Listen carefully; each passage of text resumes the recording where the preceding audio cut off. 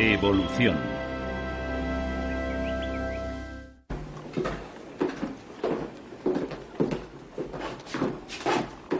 Vamos. El perezoso os aguarda, mi señor.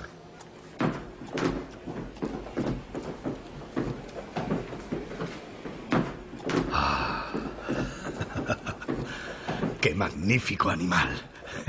¿Ras? Desde luego. Owen ha hecho un trabajo excelente. Sin duda es un soberbio espécimen. Pensé que le gustaría. Vengan y verán mi trabajo.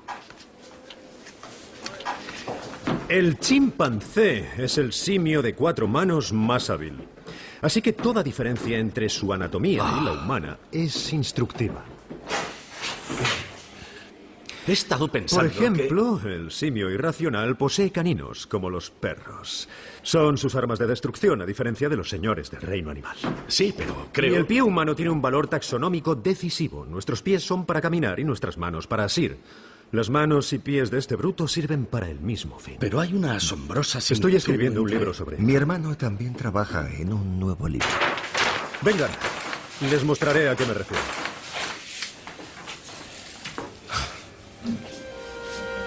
Un mismo patrón. La estructura ósea de manos y pies es prácticamente idéntica.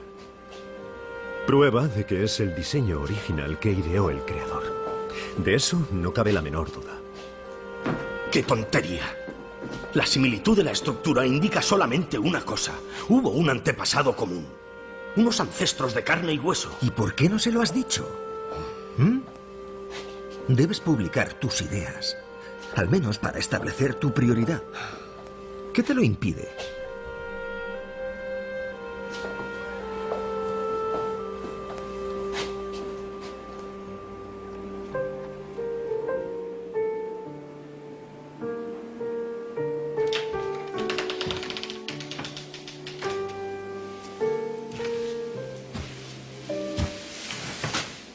¿Qué ocurre? Ya he esbozado mi teoría sobre las especies. Creo que es un gran paso para la ciencia. Si algo llegara a sucederme... ¿Qué quieres decir? Si muriera... ¿Morirte, Charles? Por el amor de Dios. Por favor, querida, es importante. Si algo llegara a sucederme, quiero que te encargues de que se publique. 400 libras bastarán para imprimirlo y promocionarlo. No te va a pasar nada. Aquí dices que el ojo humano podría haberse formado por una selección gradual de pequeñas, pero siempre útiles desviaciones. Sí. Es una suposición muy seria, Charles. Bueno, si me equivoco en eso, me equivoco en todo. Mi teoría se vendría abajo. ¿Puede tu teoría aclarar cómo mis ojos y oídos, mis manos y mi corazón pueden juntos reproducir los sonidos que Chopin oía en su cabeza? ¿No es eso un don de Dios? Es un don, pero no creo que sea de Dios. Eres un hombre de ciencia. No quieres creer nada hasta que esté demostrado. Pero hay cosas que no se pueden probar. Para mí sería una pesadilla pensar que no seguiremos juntos toda la eternidad en el cielo.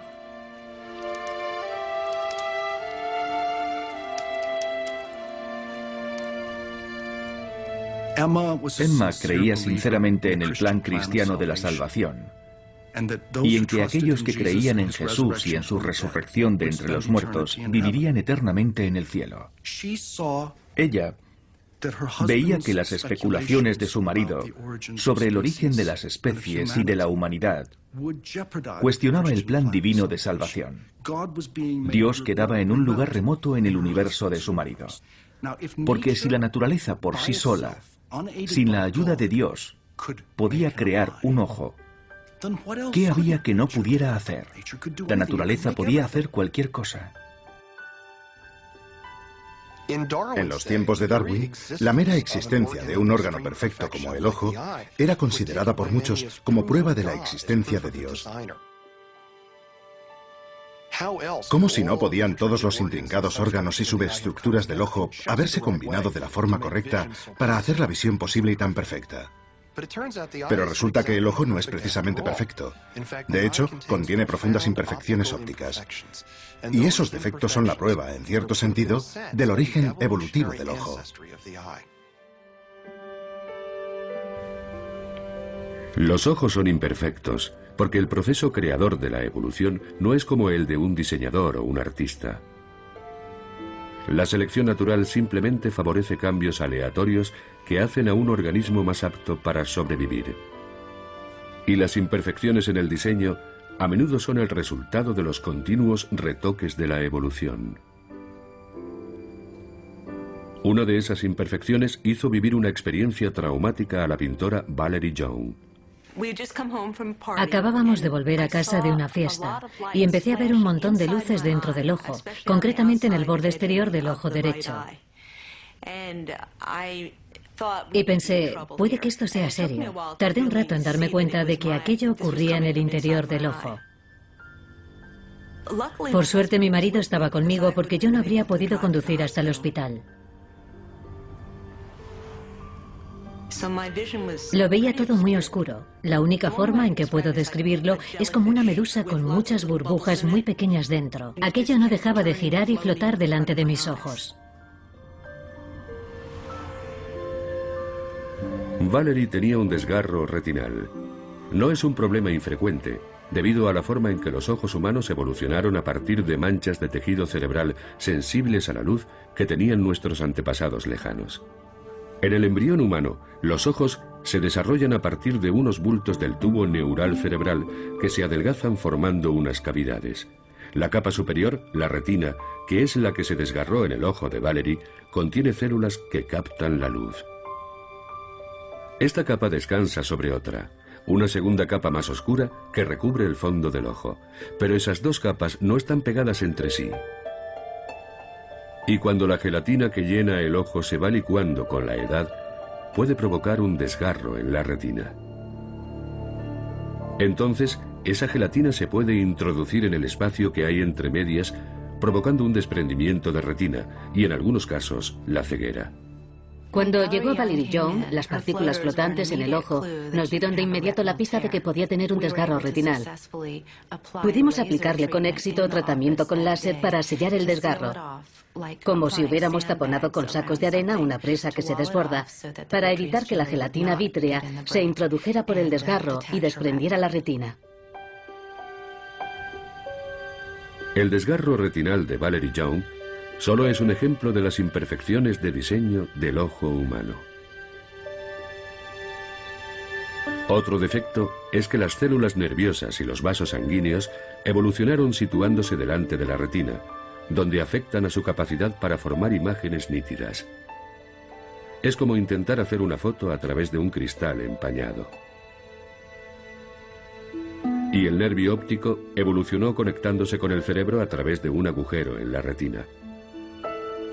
Por ello, los ojos de todos los vertebrados tienen un pequeño punto ciego cerca del centro del campo visual. La evolución comienza con lo que ya está ahí y empieza a retocarlo y a modificarlo, pero nunca va a rediseñarlo por completo. Así que incluso el ojo, con toda su perfección óptica, contiene pistas que indican que su origen es el proceso ciego de la selección natural.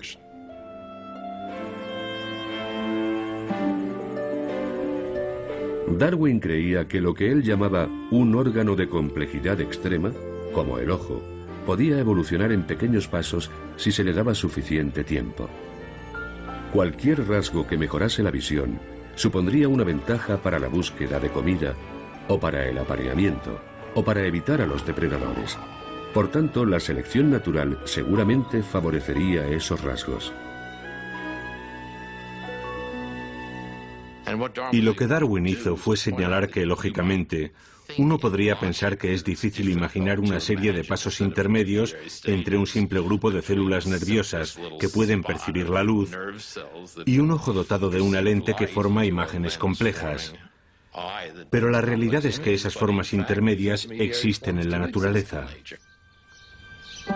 En la Universidad de Lund, en Suecia, el zoólogo Dan Erik Nilsson Ha construido una serie de modelos que muestran cómo un órgano visual primitivo podría haber evolucionado a través de pasos intermedios hasta formar un ojo complejo similar al humano en menos de 500.000 de años. Hace mucho tiempo que me interesa la evolución del ojo.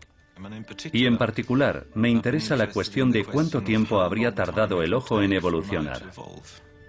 Nilsson ha concebido una secuencia de pasos mediante los cuales una mancha de células sensibles a la luz en la piel de un animal podría haber evolucionado hasta formar un ojo similar a una cámara.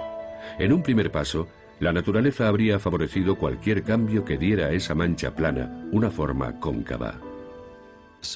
En cuanto se crea la más ligera depresión en el centro, el efecto es que los bordes de ese cuenco atenúan la luz de ciertas partes del entorno.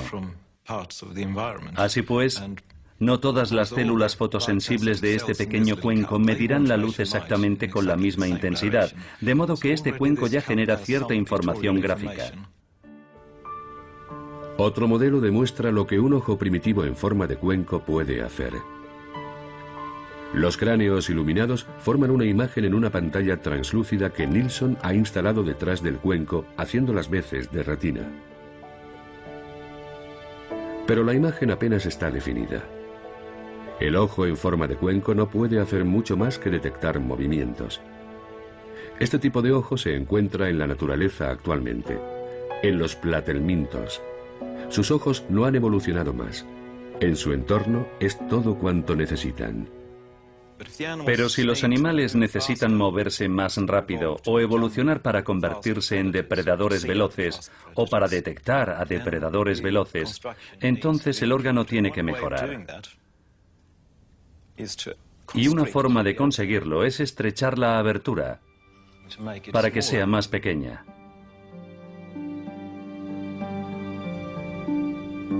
Esto es lo que ocurrió con animales como el nautilo.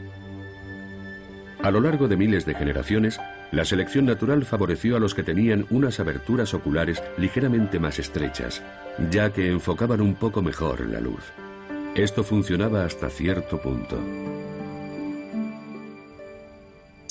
Dado que esta estrategia de formar una imagen más enfocada tiene la desventaja de que esa imagen es más oscura, no se encuentra mucho en el reino animal. Y hay una solución alternativa que ha llegado a ser muy empleada. Es la solución que emplean nuestros ojos y consiste en añadir una lente.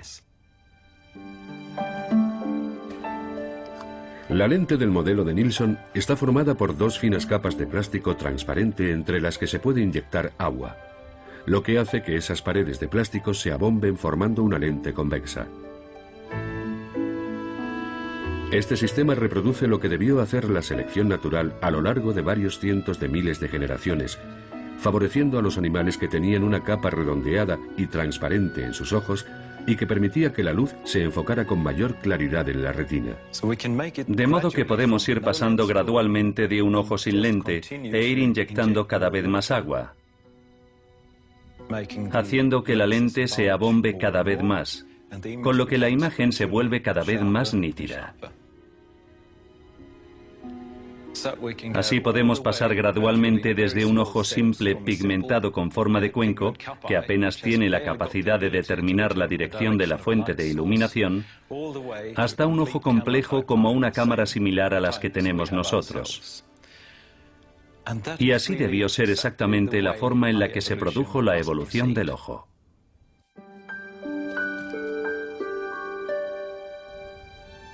La extrema complejidad del ojo producía a Darwin un sudor frío, según escribía un amigo.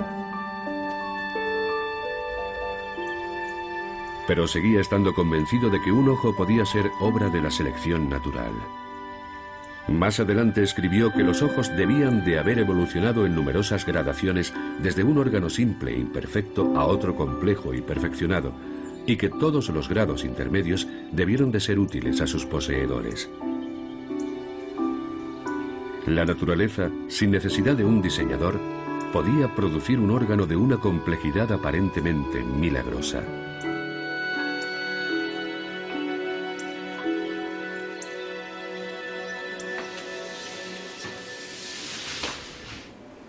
Huele fatal.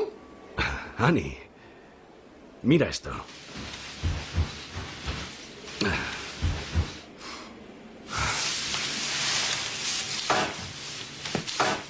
Cuando empecé a observarlos, pensé que muchos percebes tenían pequeños parásitos. Son animales o plantas que viven en otro animal o planta y que se alimentan de él, como el muérdago en un manzano. Pero no lo eran. ¿Sabes lo que son? No. Se trata de pequeños padres. Las madres llevan a los pequeños papás a su alrededor, colgando de los faldones. Como tú y mamá. Como mamá y yo. Creo que este es el percebe más interesante que existe en el mundo entero. ¿Cómo lo llamamos? Barnabas. Barney. Es más corto. Barney el percebe.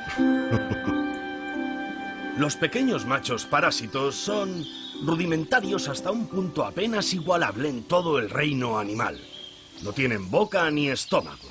En verdad, son poco más que una diminuta cabeza sobre un pene enroscado enorme.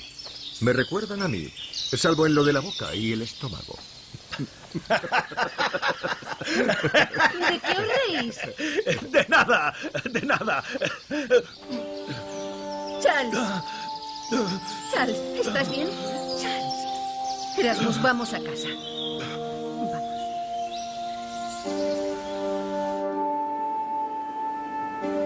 ¿Por qué trabajas tanto con tus horrendos moluscos? Uf. No son horrendos moluscos, son horrendos crustáceos. Y tengo horrendas palomas y lombrices también. Me aportan las pruebas que necesito para mi teoría.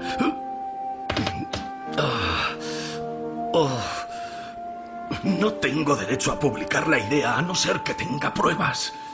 Habrá que hacer algo contigo.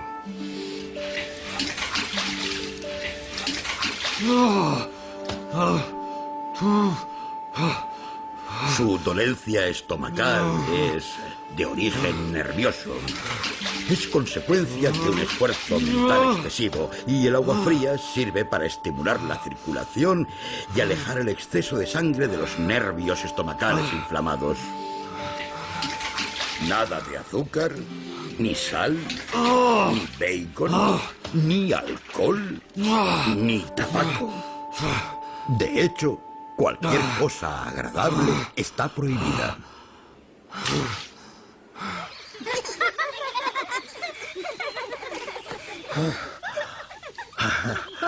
No sé cómo ni por qué, pero me siento mucho mejor. Miro a mi alrededor y no me importa lo más mínimo cómo fue creado nada de esto. ¡Niños! El último en llegar a casa es un budín de arroz. William, serás el último. Vamos, corred, rápido. Vamos, Eti. Dios mío. ¡Espera! ¡No seas tramposa! ¡Espera! Oh. ¡Annie! ¡Annie, has ganado!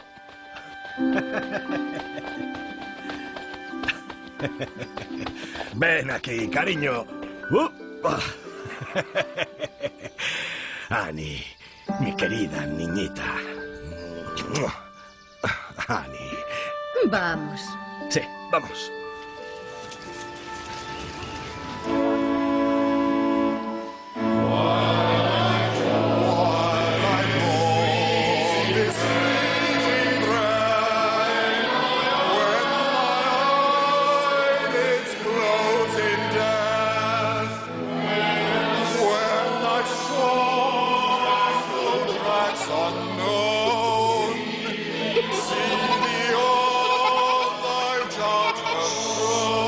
Niños, no está bien reírse.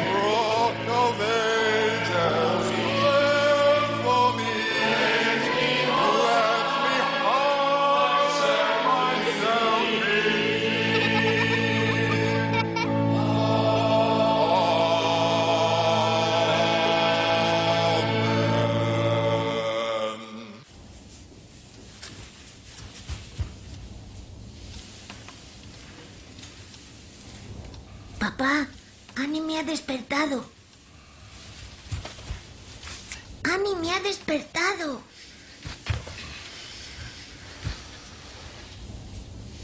Mamá, despierta. Annie está llorando.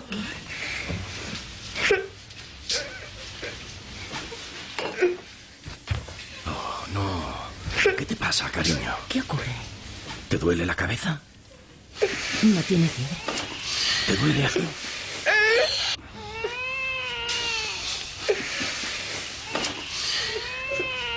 No pasa nada, cariño. Te pondrás bien.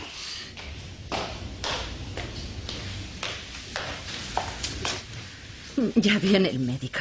Ve a vestirte, yo me quedo con ella. ¿Y si ha heredado mis malas digestiones? Se pondrá bien.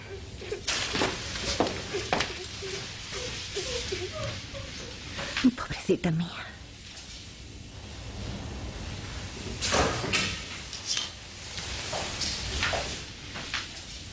¿Qué ha dicho? Es el estómago, pero no sabe qué le ocurre. Quizá debería llevarla al doctor Gali. A mí me curó. Volveréis pronto. Y papá va a cuidar de ti. Muy pronto tendrás otro hermanito y tendrás que ayudarme. Dile adiós a Eti, vamos. Os echaré de menos.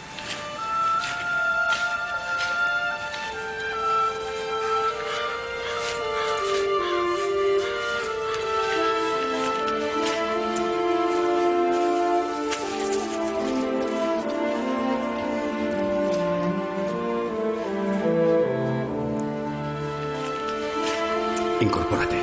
Vamos, cielo, tómate un buen sorbo de esto. Eso es, buena chica. Muy buena niña. Rápido. Está bien. Está bien. Túmbate. Túmbate. Muy bien. Muy bien, mi niña. Está tan débil. No puede hacer usted nada. Solo se puede rezar. Es por mi culpa. Los hijos de 2 primos hermanos son débiles. Es por mi culpa.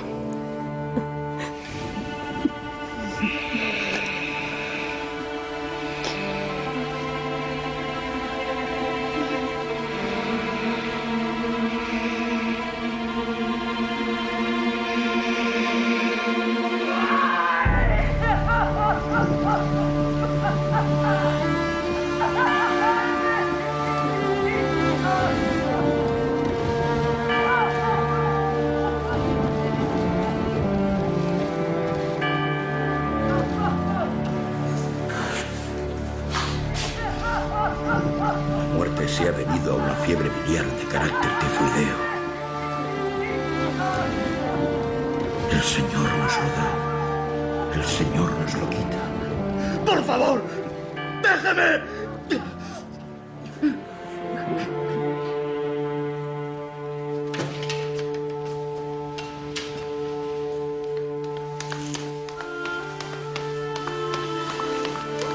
Oh, Charles, Dios, danos fuerzas.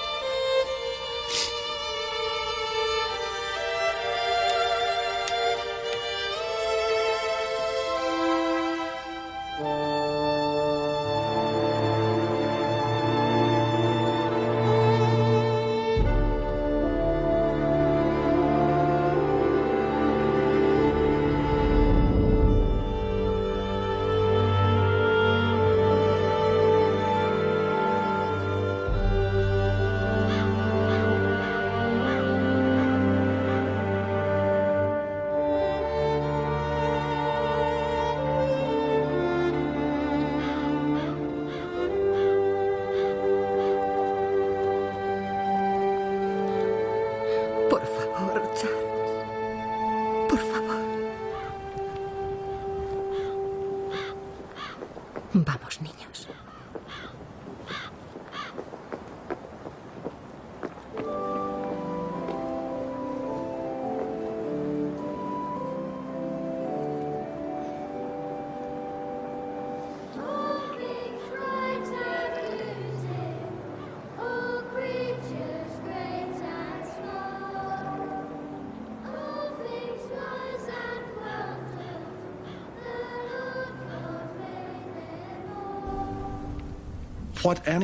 El efecto de la muerte de Annie en Darwin fue básicamente que destruyó su fe cristiana.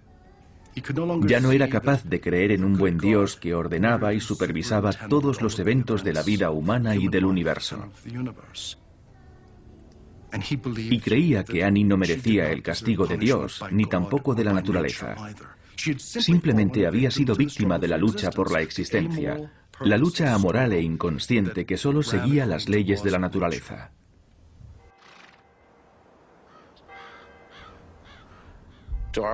Desde luego, Darwin no pensaba que la evolución hablara a favor o en contra de la indemostrable existencia de Dios o de una entidad divina. Él no quería sembrar la duda en las convicciones religiosas de nadie. Para él era una cuestión personal que ya no fue capaz de mantener con el convencimiento habitual después de la gran tragedia de su vida.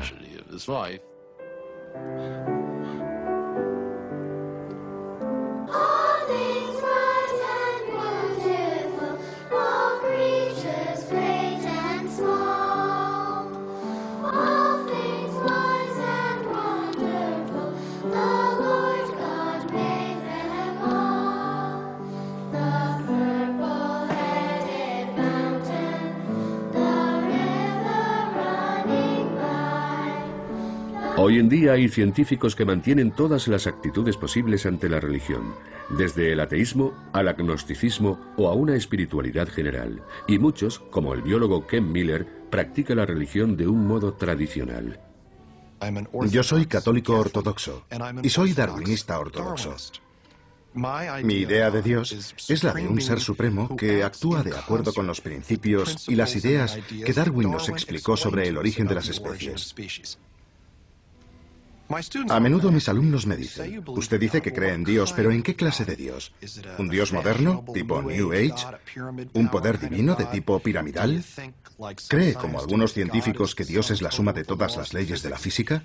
Y yo les digo que mis creencias religiosas son totalmente convencionales.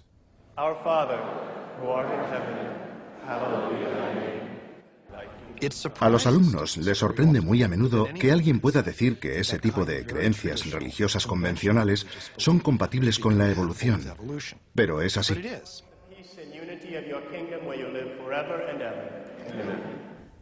Me parece que es absoluta y maravillosamente coherente con lo que yo entiendo del universo a partir de la ciencia y lo que entiendo del universo a partir de la fe.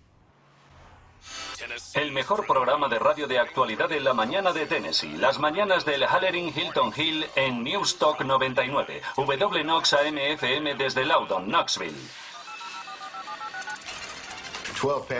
Pasan 2 minutos de las 6 y es un placer dar la bienvenida al programa esta mañana al Dr. Kenneth Miller, profesor de biología en la Universidad de Brown. Su libro se titula Buscando al Dios de Darwin, la búsqueda de un científico de un terreno común entre Dios y la evolución. Quiero hacerle una pregunta. Como biólogo celular, según su experiencia, cuando está estudiando algo, o leyendo algo, o haciendo alguna investigación, ¿cuándo llega a un punto en que piensa, ahí está Dios? Como científico experimental, no encuentro a Dios en la incapacidad de la ciencia para explicar algunas cosas. En otras palabras, no encuentro a Dios porque digamos, vaya, no tengo explicación para esto, será porque lo ha hecho Dios. Pero entonces, ¿qué hizo Dios? Simplemente creó una especie de caldo primordial y dijo, adelante. Bueno, hace mucho tiempo la gente sabía realmente muy poco sobre cómo funcionaban las cosas en el mundo natural. Cuando veían que el sol se desplazaba en el cielo, se imaginaban que Dios lo estaba empujando. Y fuimos comprendiendo que el mundo funciona según las leyes de la física. Entonces, ¿qué lugar hay para Dios en la vida actual? Si preguntamos a personas creyentes cómo actúa Dios, nos dirán que actúa de formas muy diferentes. Responde a nuestras oraciones, nos inspira. Sin duda tienen lugar acontecimientos que forman parte de lo que algunos pueden llamar el plan de Dios. Y lo que yo sugeriría es que si hoy en día Dios está actuando de acuerdo con las leyes de la naturaleza, con las leyes de la física, etc., probablemente también actuó de la misma forma en el pasado. En cierto sentido, podríamos decir que Él fue quien creó las reglas del juego y que Él mismo actúa dentro de esas reglas. Para Miller y para millones de seguidores de todas las grandes religiones, El concepto de Dios y el concepto de la evolución son perfectamente compatibles. Pero no todo el mundo está de acuerdo. Cuando sustituimos la idea tradicional de Dios, el Creador, por la idea de que es el proceso de selección natural el que crea, esa creación es tan maravillosa como siempre. Toda esa gran obra de diseño tenía que hacerse. Simplemente no la hizo un solo individuo, sino un larguísimo proceso que se extiende a lo largo de miles de millones de años. Dios creó al hombre a su imagen y semejanza. A imagen de Dios, Él lo creó. Al hombre y a la mujer, Él los creó. Hasta entonces, la gente pensaba que todo estaba ordenado de arriba hacia abajo. Y llega Darwin y dice, no, todo este diseño puede producirse, todo esto puede emerger de abajo a arriba, sin dirección. Y esa es una idea muy inquietante para mucha gente. En los tiempos de Darwin, la ciencia, la política y la religión eran una sola cosa cuando se hablaba del origen de la vida y de las especies. En astronomía se podía considerar un testimonio de la sabiduría y el poder de Dios que mantenía a cada planeta en su lugar. Pero la idea de la evolución, de la transmutación, como decía la gente con una mueca, desafiaba frontalmente todo el orden establecido. ¿Qué creen que contiene ese gran libro que ha escrito? Transmutación. Otro Darwin que borra a Dios de la creación. Queremos apoyar su proyecto de museo de historia natural. Aunque hay quien lo ve imprudente, desmesurado, ambicioso. Sí lo es. Es porque debe alojar una colección lo más amplia posible. Pero a cambio queremos su ayuda. Depende de usted, como eminencia en anatomía y paleontología, probar la superioridad del hombre. No consentiremos que cualquier rufián diga que el hombre proviene del mono en museos de su majestad. Puede confiar en mí, obispo Wilberforce. El cerebro humano difiere claramente del cerebro de los demás mamíferos. En el humano, no solo los hemisferios cerebrales se apoyan sobre los lóbulos olfatorios y el cerebelo, también se extienden por delante de estos y por detrás del segundo. Su desarrollo posterior es tan marcado que he asignado a esa parte el carácter de un tercer lóbulo, propio del Homo sapiens. El hipocampo menor. Un tercer lóbulo. Peculiares facultades mentales se asocian a esta forma superior de cerebro. Por eso considero al ser humano no como un mero representante de una subclase distintiva,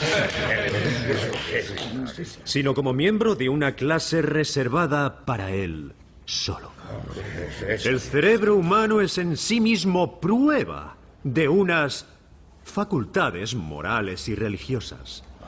Tales son los dones que nosotros, y solo nosotros, poseemos.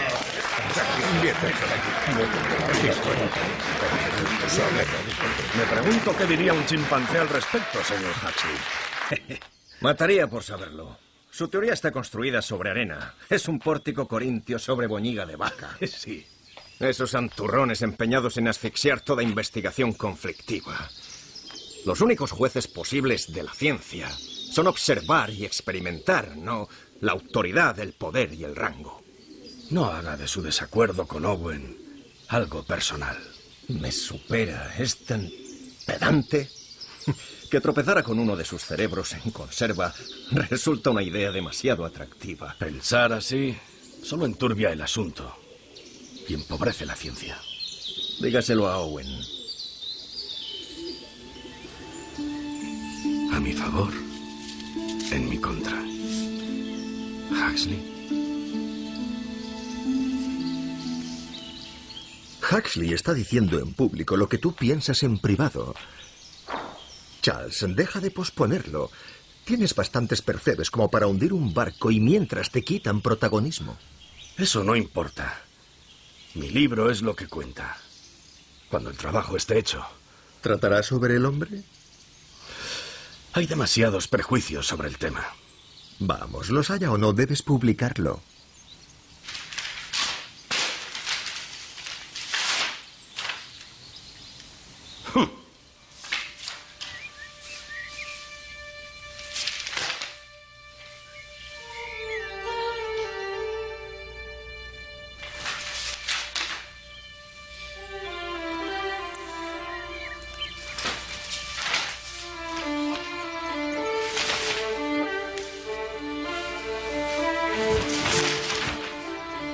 Dios mío. Ras, ¿qué ocurre? La tendencia de las variedades a apartarse del original. ¿Quién es Alfred Wallace? Mi querido Huxley, es un resumen de mi teoría. Mi originalidad en lo que pudiera valer, destruida. Si Wallace hubiera tenido una copia del ensayo que escribí en el 44, no lo habría resumido mejor. Variaciones impulsadas a alejarse cada vez más de la especie madre en su lucha por existir. La superpoblación. Está todo. ¿Se puede publicar ya su libro? ¿Publicar? ¿Cómo publicarlo con honor? Lo quemaría antes que dejar que él o ningún otro piense que actúo con mezquindad. Publique un trabajo conjunto, extractos de su obra junto al ensayo de Wallace. Pero debe preparar un manuscrito para publicarlo. ¿Quién sabe? Quizá esto sea para bien. Por fin podremos conocer en detalle sus teorías.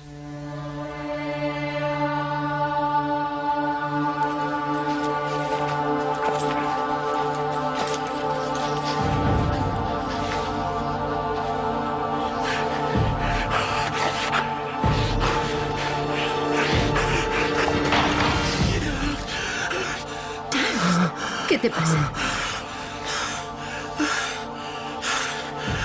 Este libro va a acabar conmigo.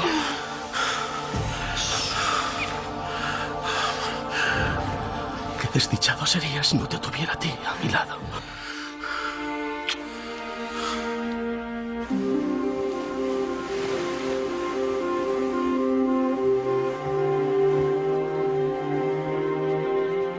En mis viajes a bordo del HMS Beagle como naturalista, me llamaron poderosamente la atención ciertos hechos sobre la distribución de los seres orgánicos que habitan América del Sur y sobre las relaciones geológicas entre los presentes y los pasados habitantes de dicho continente.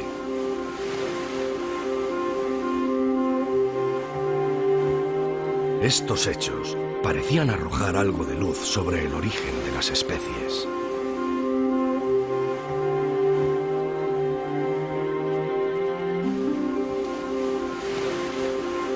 Ese misterio entre los misterios.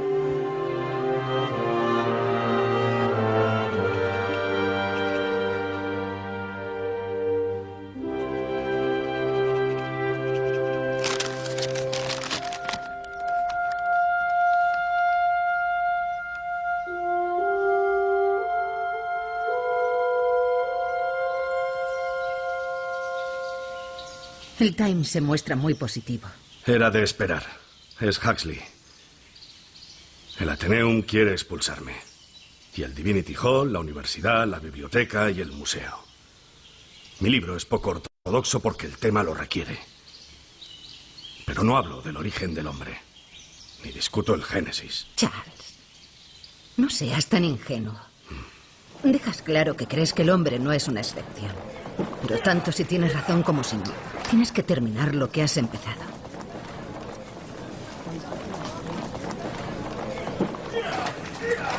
¡Darwin! ¡Darwin! Ah, Owen. ¿Cómo se atreve? ¿Cómo se atreve a tacharme de reaccionario? Yo no le he tachado de reaccionario. ¿Qué me nombra entre los defensores de la inmutabilidad? E ignora mi concepto de la continuidad ordenada en la creación de seres vivos. ¿Pero qué significa? No sé lo que significa. ¿Significa? Supone que los animales aparecen por arte de magia. En absoluto. Usted cree que la selección es la única ley creativa posible, pura suerte como lanzar dados. Las nuevas especies nacen de forma natural de acuerdo con la ley de Dios. Bien, yo no creo ¿Sabe que... quién le ha metido en esto? Huxley. Vamos, Richard. No quiero tratar con los Huxleys de este mundo y usted no debería. Abusan de la ciencia. Debería avergonzarse. Su libro se mofa del clero e insulta a la humanidad. Es nihilismo. Solo un hombre carente de alma podría afirmar que desciende de las bestias.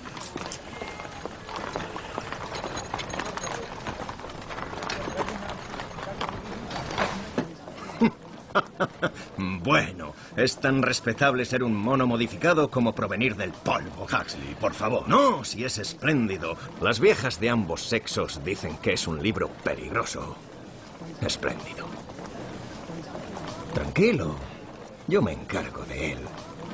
Ya estoy afilando el pico y las garras para la ocasión.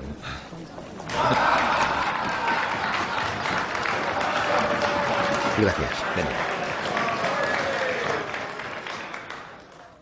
Cualquier contribución a nuestra historia natural de la pluma de Charles Darwin solo busca llamar la atención.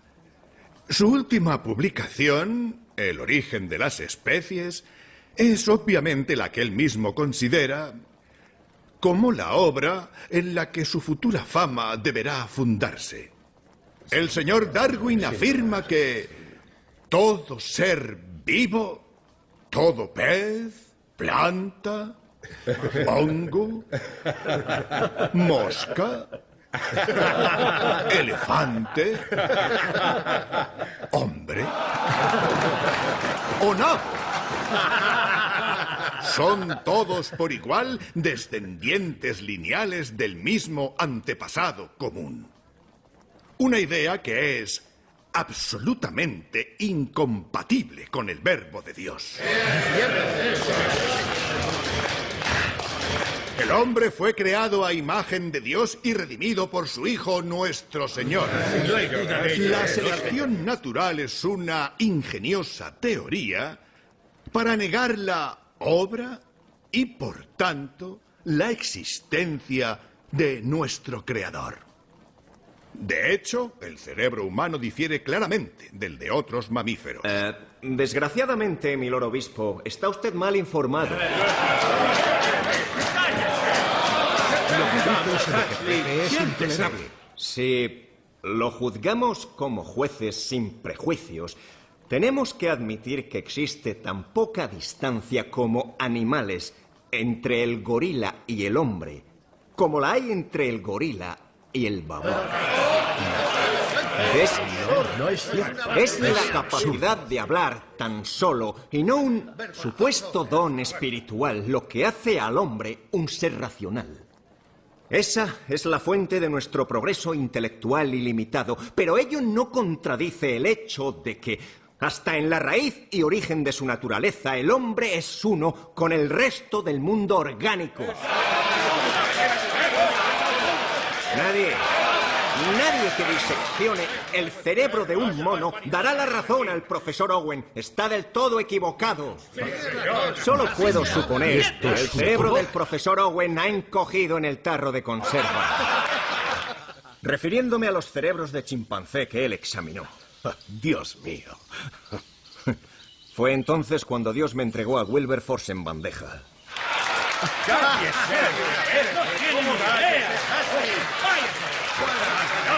Me pregunto, señor Huxley, si es por parte de su abuelo o de su abuela por la que cree descender de un simio.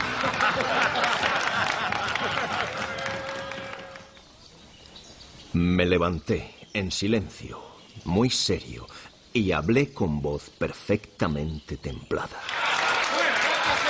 Si la cuestión que me plantea es si prefiero a un miserable mono por abuelo o a un hombre de gran inteligencia, investido de una gran influencia y que aún así emplea sus facultades y su influencia con el mero propósito de introducir el ridículo en una seria discusión científica, yo afirmo sin la menor duda mi preferencia por el simio. ¿Dijo eso? Eso dije, o fue algo muy similar. ¿Cómo pudo atacar a todo un obispo en público? ¿No siente ningún respeto por la púrpura? Lady Brewster se desmayó y tuvieron que llevarse. Y entonces el almirante Fitzroy se puso en pie. ¿Fitzroy?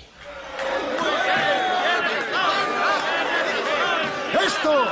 ¡Creed en esto! ¡Creed en Dios, no en el hombre! Vaya.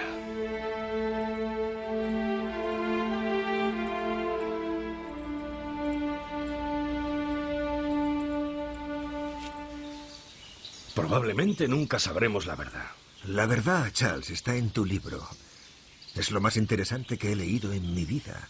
Tus razonamientos son tan plenamente satisfactorios que... si los hechos no encajan, pues bien. Lo siento mucho por los hechos. Temblores. Llega la hora de mi selección natural.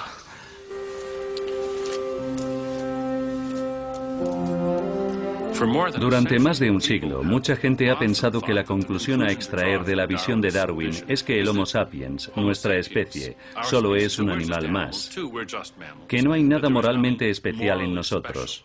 Personalmente, yo no creo que sea ese en absoluto el significado de la visión de Darwin, pero sin duda es como la ha interpretado mucha gente.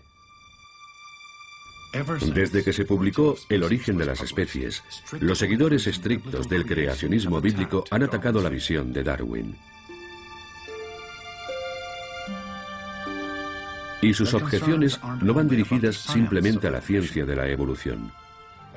Según muchos, lo que está en peligro es nada menos que el alma humana. Sugerir que los animales y las plantas y nosotros, los humanos, habíamos sido creados por leyes naturales comparables a las que mueven los planetas, era poner en cuestión el alma humana.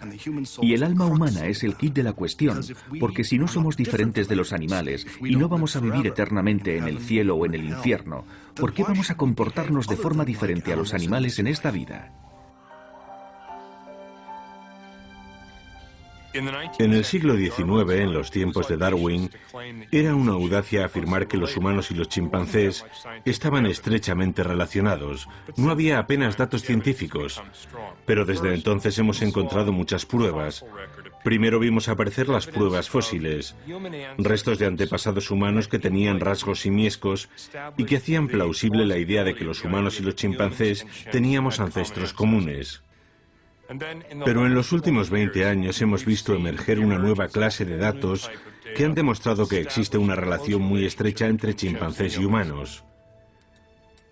Y viene del análisis del ADN. Esto es ADN.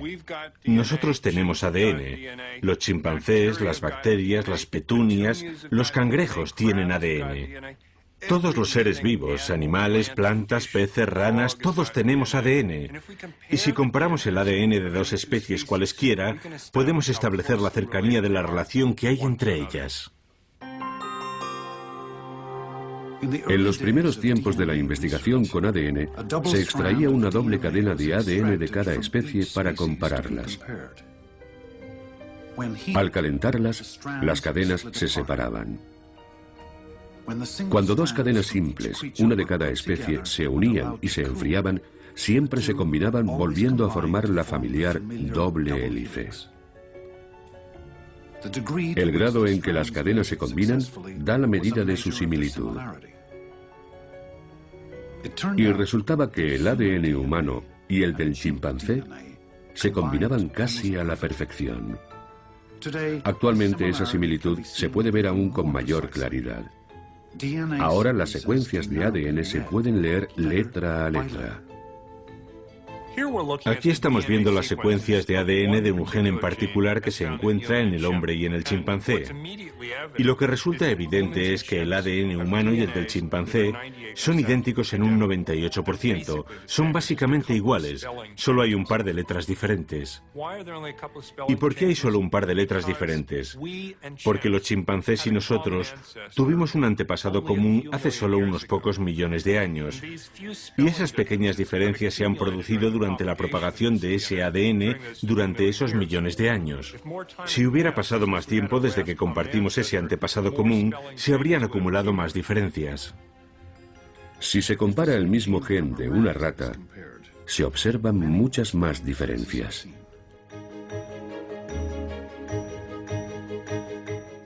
Es porque nuestro antepasado común con la rata vivió hace unos 80 o 100 millones de años, y ha habido mucho más tiempo para que se acumulen diferencias entre los genes.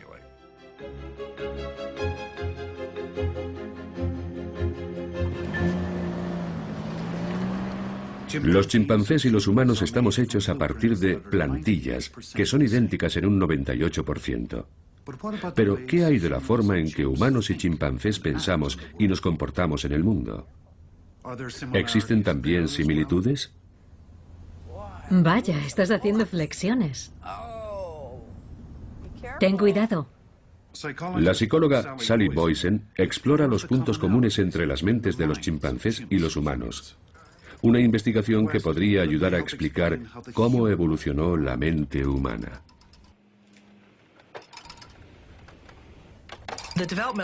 Los hitos en el desarrollo mental de los chimpancés son casi exactamente iguales a los de los humanos, todo es muy similar. Responden a las cosas nuevas, a los juguetes nuevos, y se pelean jugando exactamente igual. Harper hace el bruto y corre y trepa por todas partes. Y Emma casi se entretiene ella sola. Ven aquí. Ven aquí. ¿Qué es eso? ¿Qué es? Una de las cosas que nos permite comprobar nuestro trabajo es si los chimpancés pueden adquirir habilidades cognitivas sofisticadas y complejas. Como aprender a contar, algo que normalmente no aprenderían viviendo en la selva. 1, 2, 3, 4, 5. Y sin embargo, tienen la capacidad neural necesaria para hacerlo. ¿De dónde ha salido eso? Muy bien, Sid. Vamos a hacer otro ejercicio. Vamos allá. Uno de estos. Y una bola de leche malteada. ¿Puedes decirme la solución a esto con el azul y el marrón? Enséñamelo. Eso es. Vamos. Estupendo. No hay casi nada que hayamos intentado enseñar a los chimpancés que no hayan aprendido.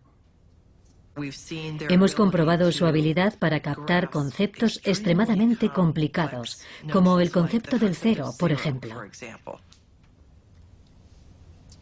Vale, Sid, mira, ¿y si no pongo ningún dulce? ¿Qué me dirías? 0, eso es. No hay ningún dulce. Oh, vaya faena, ¿eh? Sería imposible que los chimpancés hicieran cosas así si no tuvieran mucho en común con los otros.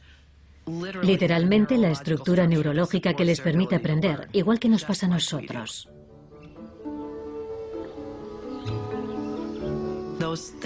Esas cosas son absolutamente comparables y tienen que venir de un antepasado común.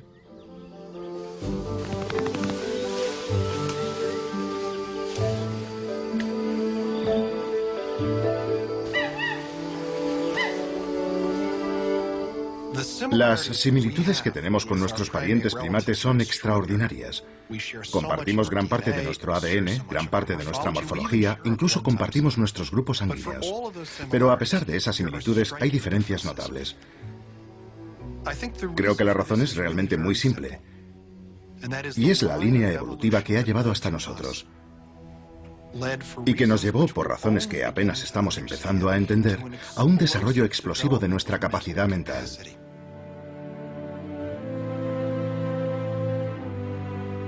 Y lo que ocurrió claramente fue que la selección natural favoreció la evolución de los organismos que podían comunicarse, que podían manipular símbolos y que podían construir lenguajes. La gran idea de Darwin es una gran y maravillosa explicación que nos muestra que estamos unidos a todas las demás formas de vida del planeta.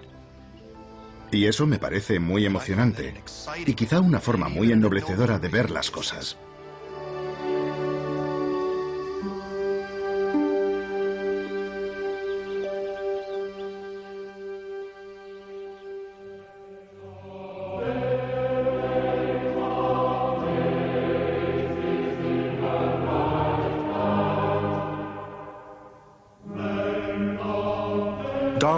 Darwin murió en abril de 1882, a los 73 años.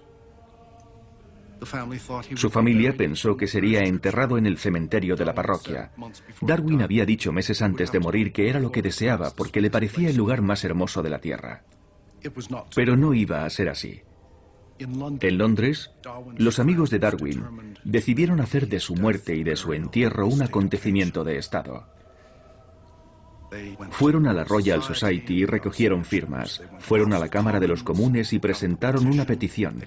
Telegrafiaron al deán de Westminster, que estaba en el extranjero, y consiguieron su aprobación. Hasta se compuso un himno para la ocasión. Y el 26 de abril, una semana después de su muerte, el cuerpo de Darwin entraba en procesión con todos los honores por el pasillo central de la Abadía de Westminster para ser enterrado junto a la tumba de Sir Isaac Newton. El entierro de Darwin celebró la vasta transformación social que estaba viviendo Inglaterra. Había nuevas colonias, nuevas industrias y nuevos hombres para dirigirlas. El cuerpo de Darwin fue consagrado para mayor gloria de esos nuevos profesionales, porque él había naturalizado la creación y había puesto la naturaleza humana y el destino humano en sus manos. La sociedad ya no volvería a ser igual.